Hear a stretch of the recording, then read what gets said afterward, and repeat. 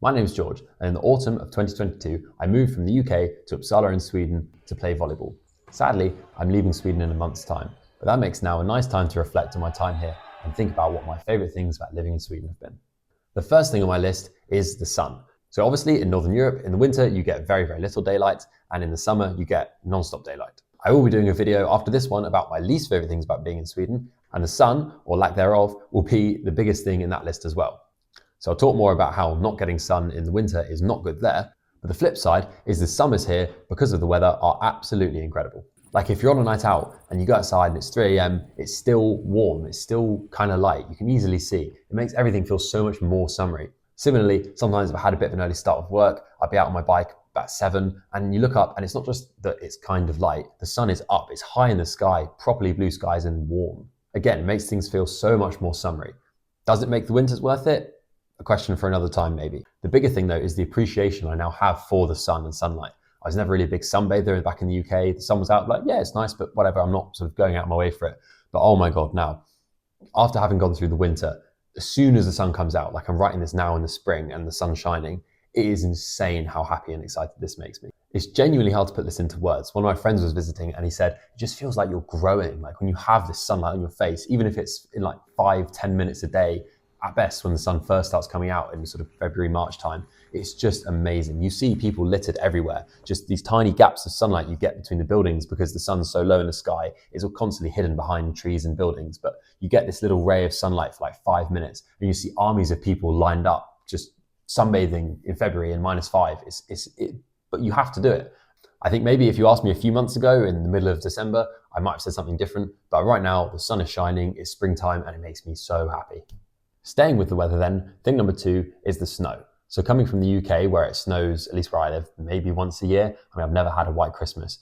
Having these months and months of this beautiful white landscape with just snow everywhere and it's super bright, it's so pretty and lovely. Cool. It also serves a very important purpose because, as I said, in the winter it gets very, very dark. Whereas as soon as the snow comes, not surprisingly, everything is so much brighter. But yeah, so I absolutely adore this sort of winter wonderland feeling you get, especially whilst it's snowing. It's just so, so cozy.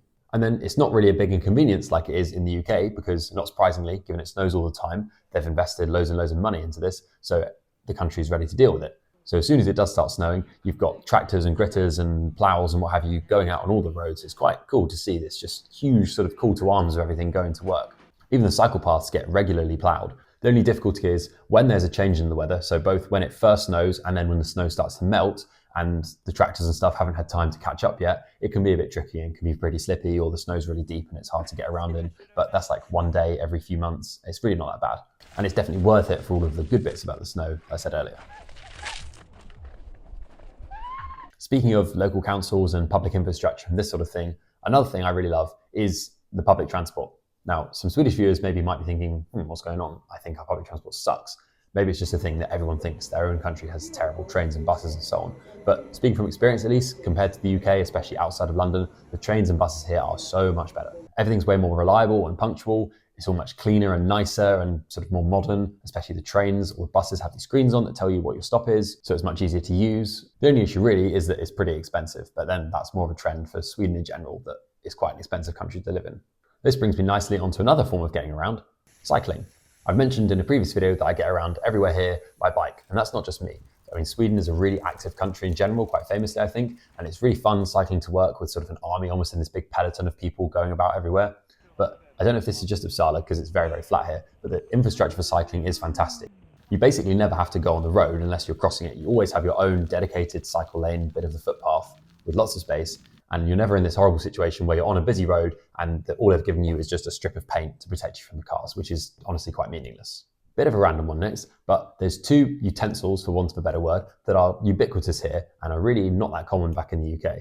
The first is a shoehorn. Now, obviously you do get these in the UK, but for all the people I know back home, I think one person has a shoehorn. And here they're absolutely everywhere. Every gym, every person's house I've been to, they've got one. And having gotten used to using them, I've got to say, they're just good. They're better than not having one. It's not a big thing, obviously. I mean, they look after the back of your shoe, and then especially if you've got your big winter coat and jacket on ready to go out in the snow, it's quite a pain to bend down and tie your shoes sometimes with the big boots, so it's much easier just to slip it on.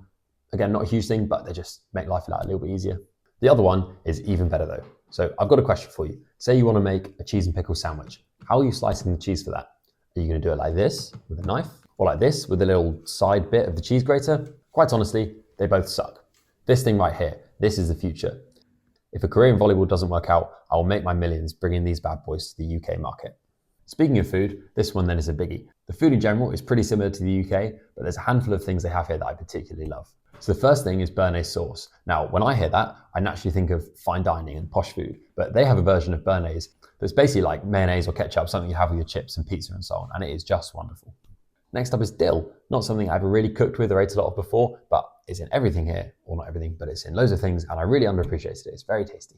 Next is a thing called räka, or I think it's basically just prawn mayonnaise, but more Swedishified. And again, you get it everywhere in sandwiches, in this amazing thing called smorgastorta, which is a sandwich cake, which is basically sandwiches sort of layered, all with this sort of prawn mayonnaise, shrimpy thing, but in a big cake. And okay, it's a bit weird, but it is amazing.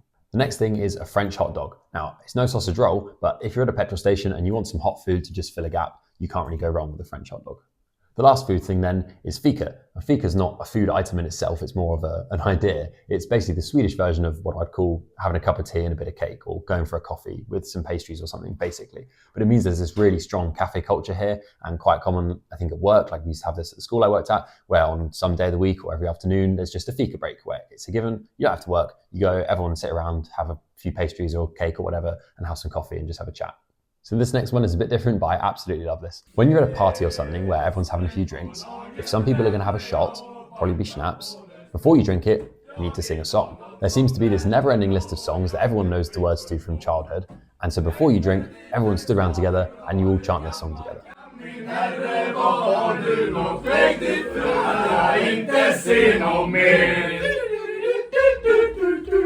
Imagine if before doing a shot of Sambuca with your mates in Wetherspoons on a Friday night, you all got up and sung a rousing rendition of Give Me All In My Man.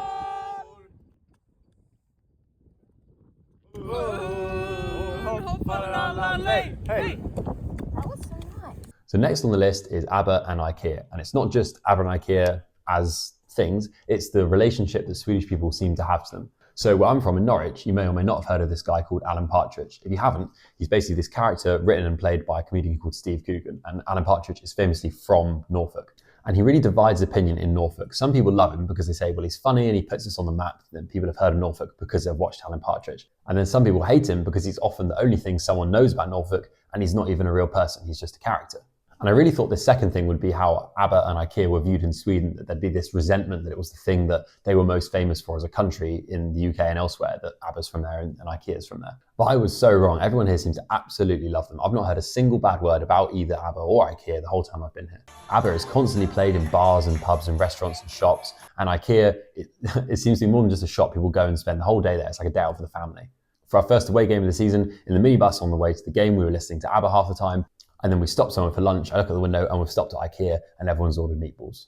I'm sure there's exceptions of people that don't like one or the other or both, but personally, I think it's really wholesome and I really admire how proud the Swedes are of their cultural icons. The next thing is the level of English that people speak here is a joke. Almost everyone I speak to speaks insanely good English. Oftentimes I'll be hanging out with friends and we'll be chatting in English the whole time and they'll speak to each other in Swedish for whatever reason. And I just come like, what? Oh yeah, of course, they're Swedish. I just completely forget. This is a little bit of a double-edged sword because I've tried to learn Swedish. Och jag kan prata lite svenska, men jag är inte så bra.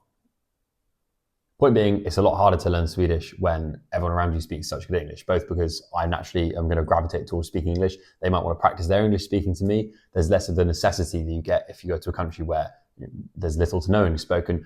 It's kind of a sink or swim situation, which just doesn't exist here. Big picture, I am really grateful that the English spoken here is so good. It's obviously so much easier to build connections and communicate with people when there isn't such a big language barrier. And then for my first few years playing abroad and living outside the UK, it's made the whole prospect way less daunting than it would have been. The last thing on the list then is saunas. There's not much to say here other than saunas are the best and I absolutely love them. Not so much for me as an athlete. I don't really have an opinion on how good they are or aren't for you as an athlete, for recovery or whatever else. I personally just really enjoy soaring, and I do find for my mental health it's really positive. I'll talk much more about this in a future video because I have found them extremely beneficial for helping my mental well-being. But yeah, saunas are absolutely everywhere. We have one in the basement of our building. Several of our teammates do too. I think it's not that uncommon for people to grow up with one in their family home. So yeah, saunas are amazing, and I'm really going to miss having such regular access to them when I go home. So there you have it, 10 of my favorite things about living in Sweden. For the most part, I tried to keep the list things that are uniquely Swedish and not just not British, but I'm sure there's other countries that love a shoehorn or a sauna. This is my first time living abroad, so I'm sure I'll get a better perspective on things once I move to another country next season. If you'd like to know what some of my least favourite things about Sweden are, then that video is in the pipeline, so when it's done, click up here to watch that. If you've ever been to Sweden or you are Swedish, then let me know what you think about my list. Do you agree? Do you disagree? And what are your favourite things? Let me know in the comments.